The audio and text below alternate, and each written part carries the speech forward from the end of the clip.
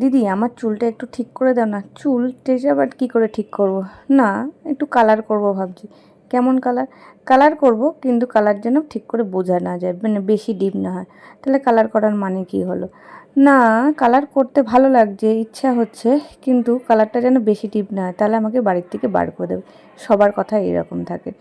তো আমার কথা হচ্ছে, সবাই যদি এরকম বাড়ির থেকে বের করে দেয় তাহলে বাড়িতে থাকবে কি? তো যাই হোক, চলো দিদির চুলটা ঠিক করে দিচ্ছি। দিদি না, বোন হয় আমার থেকে যদিও।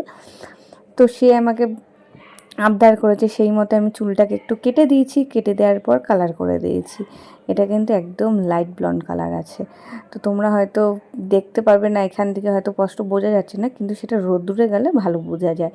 তো কালার করার পর আমি বললাম, কালারটা তো করলে, সাথে কালারের সাথে যদি ভালো মতো বোঝা যায় তাহলে তুমি স্মুথনিং করে নাও। সে তো রাজি হয়ে গেল একবারই, বললো ঠিক আছে দিদি, আমি স্মুথনিং করে নেব।